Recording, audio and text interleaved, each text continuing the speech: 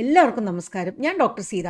ഏത് കാരണം കൊണ്ടായാലും നമുക്ക് ടെൻഷൻ, സ്ട്രെസ് ഇതെല്ലാം ഒരുപാടുണ്ടെങ്കിൽ നമ്മുടെ ശരീരത്തിൽ ഒരുപാട് തരത്തിലുള്ള ഹോർമോണുകളിൽ ഒരുപാട് വ്യതിയാനങ്ങൾ ഉണ്ടാവും. പ്രത്യേകിച്ചും കോർട്ടിസോൾ എന്ന ഹോർമോണിൻ്റെ അളവ് ഉയർന്നു തന്നെ നിൽക്കും. ഇങ്ങനെ മുലയൂട്ടുന്ന അമ്മമാരിൽ കോർട്ടിസോളിൻ്റെ ഹോർമോൺ കൂടുതലായിട്ട് നിൽക്കുകയാണെങ്കിൽ മുലപ്പാലിൻ്റെ ആ ഒരു പ്രൊഡക്ഷൻ അല്ലെങ്കിൽ ഉൽപ്പാദനം വളരെയധികം കുറയാനുള്ള സാധ്യതയുണ്ട്. അങ്ങനെ വരുമ്പോൾ എന്താ പറ്റുക? കുഞ്ഞിന് ആവശ്യത്തിലുള്ള മുലപ്പാൽ കിട്ടാണ്ട് വരും.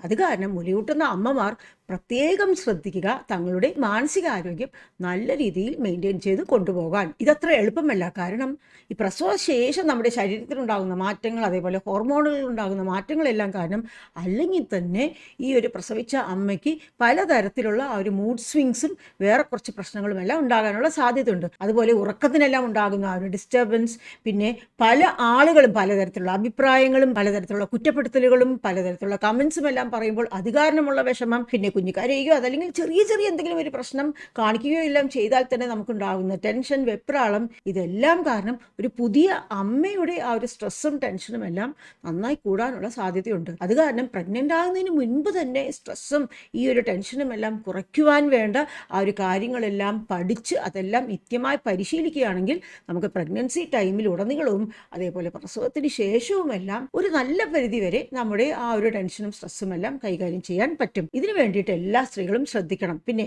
ഈ മുലയൂട്ടുന്ന അമ്മ മാത്രം ശ്രദ്ധിച്ചാലും പോരാ, വീട്ടിലുള്ള ബാക്കി എല്ലാവരും തന്നെ ഈ അമ്മയ്ക്ക് അനാവശ്യമായിട്ടുള്ള ആ ഒരു ടെൻഷനും സ്ട്രെസ്സും എല്ലാം കൊടുക്കാതിരിക്കുവാനും പ്രത്യേകം ശ്രദ്ധിക്കണം കേട്ടോ. അവിടെയാണ് നമ്മുടെ പലരുടെയും വീടുകളിൽ പലപ്പോഴും പ്രശ്നങ്ങൾ ഉണ്ടാകുന്നത്. കുഞ്ഞ് കരയുമ്പോഴത്തേക്കും അയ്യോ അയ്യോ കുഞ്ഞിനെ കരയിക്കുന്നേ, അല്ലെങ്കിൽ നീ മാത്രമാണ് അമ്മയായിട്ടുള്ളത്, അതല്ലെങ്കിൽ നിനക്ക് മാത്രം എന്താണ് ഇത്ര വേദന, അതല്ലെങ്കിൽ പാല് കുട്ടിക്ക് തികയുന്നില്ല, വേറെ ഏതെങ്കിലും പാല് കൊടുക്ക്, അതല്ലെങ്കിൽ ആവശ്യവും അനാവശ്യമായിട്ടുള്ള പലതരത്തിലുള്ള അഭിപ്രായങ്ങളും നിർദ്ദേശങ്ങളും അതല്ലെങ്കിൽ ഓരോ കുറ്റപ്പെടുത്തലുകളും എല്ലാം ഒരുപാട് കൊടുക്കുകയാണെങ്കിൽ വേറെ പ്രത്യേകിച്ച് ടെൻഷനും സ്ട്രെസ്സും ഒന്നും ഇല്ലാത്ത ഒരു അമ്മയ്ക്ക് പോലും ഒരുപാട് സ്ട്രെസ്സും ടെൻഷനും എല്ലാം ഉണ്ടാകാനുള്ള സാധ്യതയുണ്ട്.